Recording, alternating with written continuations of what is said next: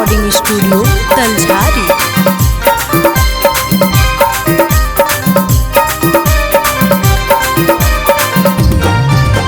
छौड़ी गे काहे बैठल ही उदास, हमारा बुझा हो कुछ बात हो खास, हमारा बुझा हो कुछ बात हो।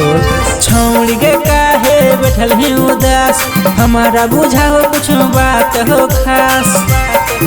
लगो पियावा तोर कुछ नहीं करो, भातार खरिहाना में सोवो हो, लहर करे खाना में हो।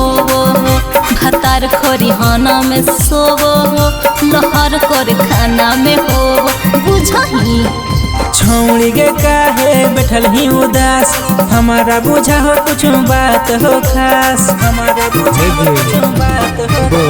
छौड़ी गे काहे बैठल ही उदास, हमारा बुझा हो कुछ बात हो खास।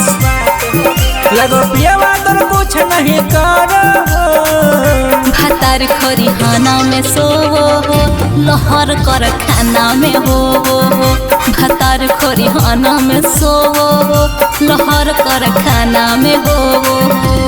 ए सुनही लहर कर खाना में हो।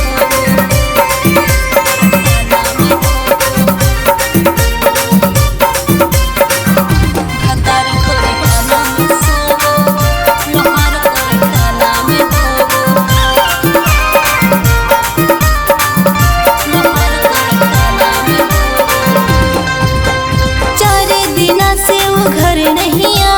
हमारा बुझाओ चक्कर वही जे चलाओ। घरों में हमरा पे नजरों नहीं डालो, लागो सब तनिया से चक्कर चलाओ। लगो दुख तोरा बड़ी छोड़ी हो, भातार खरिहाना में सोवो हो, लहर कर खाना में हो।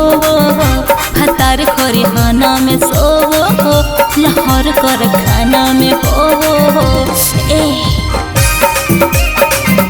लहर कर खाना में हो।